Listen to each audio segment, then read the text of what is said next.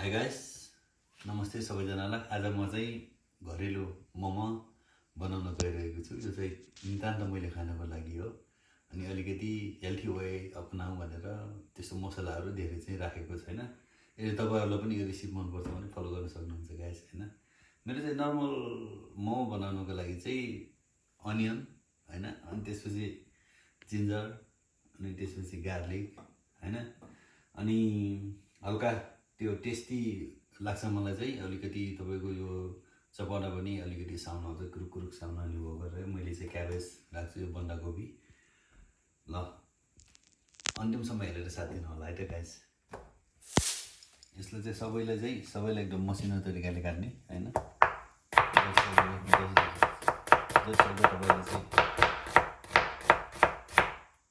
मसिनो यसलाई चाहिँ, अनि त्यसपछि यसलाई मसिनो गरेर यो स्प्रिङ अनियन यसले अलिकति मोर फ्लेभर लिन्छ। तपाईहरुले स्प्रिङ अनियन पनि राख्न सक्नुहुन्छ। स्प्रिङ अनियन फ्रेश अनियन हो यो चाहिँ हैन।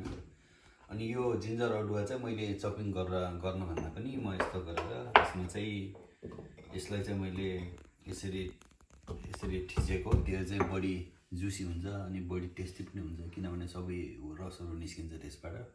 अनि बेटर त्यो भएर चाहिँ मैले यो चाहिँ यो युज गर्छु मैले चाहिँ हैन। यसरी पिस्नी या तपाईले यस्तो सिलौटो छ भने सिलौटो पनि युज गर्न सक्नुहुन्छ। Whatever you want you can use. अनि यो चाहिँ मसिनो जति सक्दो मसिनो गरेर चपिङ गर्ने। यो चाहिँ अनियन र क्याबेज हो हैन। तपाईहरुले जति सक्दो चपिङ, जति स्मल चपिङ गर्नुभयो त्यति मोर फ्लेभर मोर राम्रो बन्छ अनि बनाउन पनि इजी हुन्छ तपाईहरुलाई।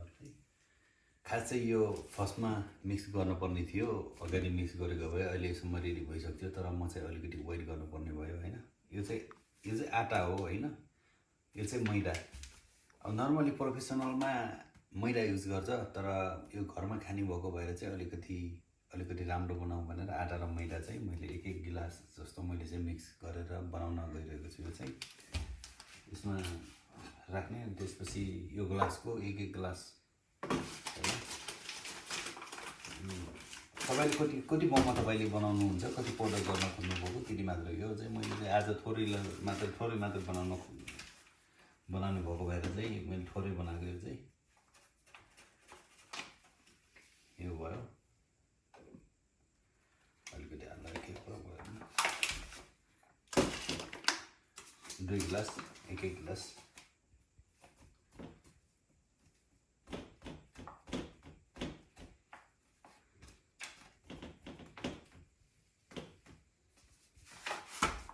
चाहिँ यो अलिक कम भएको भएर थोरै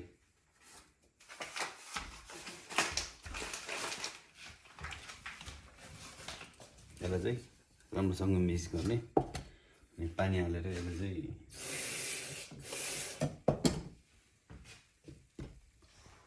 यो चाहिँ चिकन मोमो बनाउन लागेको। यो चाहिँ अलरेडी किमा बनाइसकेको छ यो चाहिँ। तर तपाईले चिकन लिएर त्यसको स्किनलाई निकालेर मजाले चपिङ गरेर त्यसलाई किमा बनाउन पनि सक्नुहुन्छ। तर अलिकति नाइफको प्रब्लम, यताबाट प्रब्लम हुने, घरमा प्रब्लम हुने भएको भएर चाहिँ मैले चाहिँ अलरेडी किमा बनाएको लिएर आएको। यो चाहिँ 800 ग्रामको, मलाई चाहिँ पर्सनल्ली युज गर्नको लागि मात्रै 800 ग्रामको।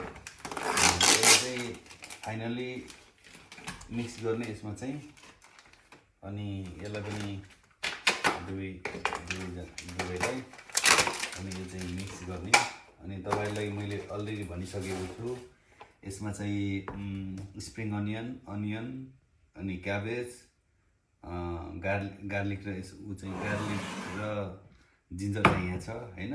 यसलाई चाहिँ मिक्स गर्ने, यसमा सेममा मिक्स गर्ने।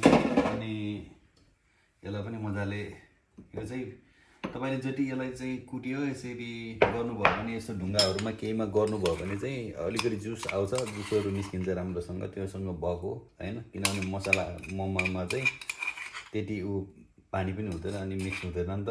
यसलाई चाहिँ राख्ने, यो चाहिँ मैले पहिले नै मेजर गरेर राखेको, 2 चम्चा 1 चम्चा जति हैन, 1 स्पुन 2 स्पुन जति तपाईले गर्न सक्नुहुन्छ। यो चाहिँ गरम मसला, यो चाहिँ मिट मसला हैन, हल्का टेस्टको लागि। यसलाई चाहिँ मिक्स गर्ने यहाँ चाहिँ हैन। अनि किनभने यसमा यो चिकनमा त्यति फ्याट छैन अनि त्यति टेस्टी पनि हुँदैन। नेपालमा बोसो राख्छ भन्छ हैन, त्यो त नेपालको मलाई थाहा भएन। अनि यसलाई अलिकति जुसी बनाउनको लागि चाहिँ अलिकति टेस्टी बनाउनको लागि यो चाहिँ बटर हो, बटर 2 स्पुन हैन। यस्तो गरेर यसलाई चाहिँ 2 स्पुन राखेर अनि यसलाई चाहिँ मजाले मिक्स गर्ने यसलाई चाहिँ हैन। यसलाई चाहिँ सबै मिटसँग चाहिँ मजाले मिक्स गर्ने गाइस हैन। यसलाई चाहिँ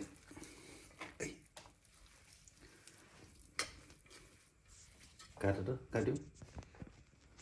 अनि यो चाहिँ सोया सस हैन, सोया ससहरू चाहिँ अलिकति सोया सस पनि टेस्टी हुन्छ, यसले चाहिँ अलिकति टेस्ट निकाल्छ।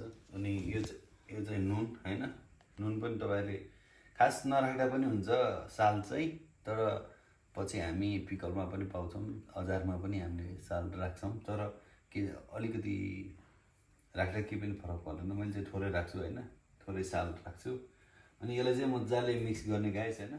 अनि यो चाहिँ मोमो चाहिँ बोइल गर्ने बेला चाहिँ अलिकति टेस्टी होस् भन्नको लागि चाहिँ मैले यो चिकनको लेग हैन, खास चाहिँ बोन हो राख्न पर्ने, अनि चिकनको लेग राखेको छु, आफूले खाना पनि भइहाल्यो हैन। अनि यसमा चाहिँ थोरै यो चाहिँ नेपाली टिमुर हैन, यो नेपाली टिमुर हो हैन, थोरै टिमुर थोरै। अनि यसको नाम चाहिँ थाहा भएन, यो पनि नेपाली नै हो हैन। यो 3-4वटा जति यसो गरेर। अनि त्यसपछि थोरै चाहिँ फेरि मैले बेसार हैन, बेसार थोरै, अनि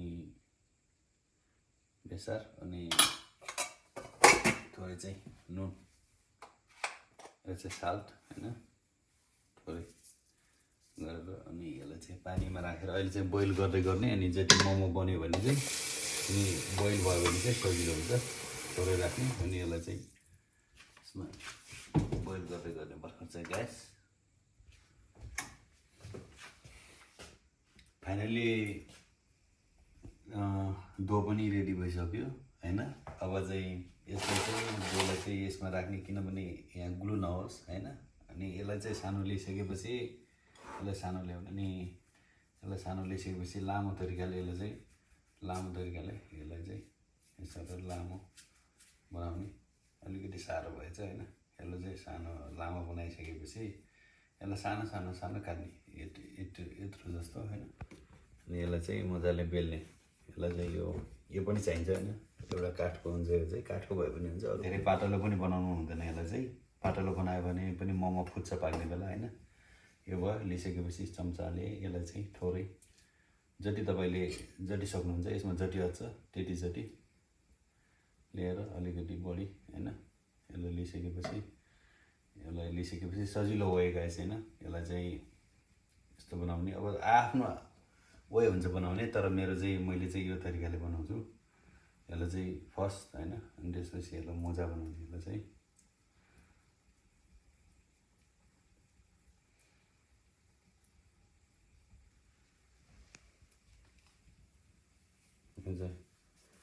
यसलाई चाहिँ किनभने यो यसलाई अलिकति थिच्नुपर्छ, यो चाहिँ ओपन नहोस् हैन। फुगाइसकेपछि यो चाहिँ मेरो मोमो गाइस हैन, त्यति राम्रो चाहिँ छैन हैन, जस्ट होममेड मोमो, घरमा खानको लागि, आफूले पर्सनली खानको लागि बनाएको मोमो।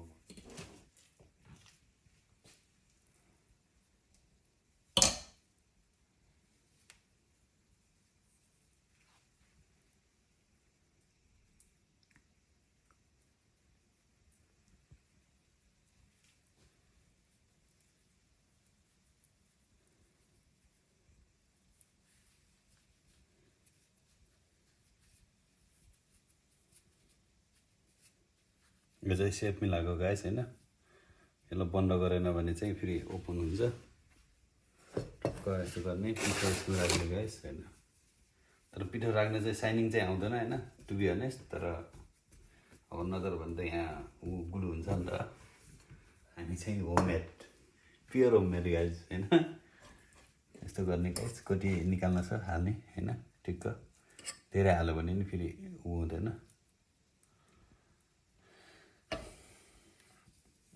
हाल्ने अनि टक्क यसलाई चाहिँ यस्तो गर्ने अनि तपाईले अब कुन वेबाट गर्नुहुन्छ त्यो तपाईलाई कसरी इजी लाग्छ त्यो चाहिँ तपाईले गर्नु हैन मलाई चाहिँ यो इजी लाग्ने भएर यसलाई चाहिँ मुजा पार्ने मजाले हैन टक्क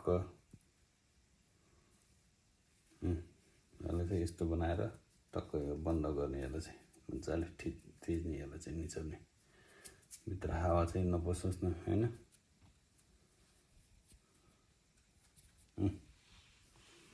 कसो छ गाइस तपाईहरुले कमेन्ट चाहिँ गर्नुस् है गाइस तर कतिपयले चाहिँ गोलो पनि बनाउँछ गाइस हैन मेरो चाहिँ गोलो चाहिँ जान्दैन मैले चाहिँ फाइनली गाइस ममा चाहिँ यस्तो भयो त्यति राम्रो चाहिँ भएन गाइस हैन तर यसमा चाहिँ मैले ओइल लगाएको छु हैन किनभने यो तासिन्छ हैन त्यो भएर चाहिँ यो नतासिनको लागि पहिले नै लगाएर राखेको छु यसलाई चाहिँ अब मिलाएर राख्नुपर्छ गाइस यसो गरेर हैन अब चाहिँ धेरै हट्दैन अर्टुन्जेल चाहिँ राख्नुपर्छ गाइस हैन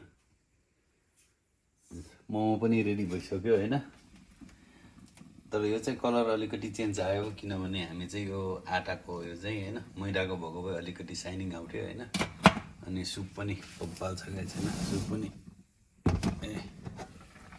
सुप पनि बब्बाल छ गाइस हैन यो चाहिँ सुप पिउनको लागि हो म तपाईहरुले फेरि यो प्लेटिङ गरिसकेपछि देखाउँछु है त गाइस फाइनली रेडी भयो हैन यो चाहिँ अचार हैन यो चाहिँ सुप हामी काठमाडौँमा पनि कतिले झोलमा खानुभएको छ होला त्यहाँ चाहिँ सुप हुन्छ नि यो चाहिँ हड्डीको सुप चिकन सुप हैन अनि मोमो अलिकति कालो छ किनभने यो चाहिँ आटाको भएको भएर अलिकति ब्ल्याक देखिएको तर एकदम राम्रो हो गाइस हैन यो चाहिँ पिरो अचार हो हैन यसमा चाहिँ अझै के रे सेजम भन्ने हुन्छ एउटा त्यो भएको भए दामी हुन्थ्यो तर त्यो नभएर चाहिँ अहिले चाहिँ टमाटर सस बब्बाल अनि नेक्स्ट टाइम चाहिँ तपाईहरुले टमाटर पिकल कसरी बनाउने मोमोको लागि म अर्को भिडियो लिएर आउँछु है त guys thank you so much guys it's really amazing it's बब्बाल छ हैन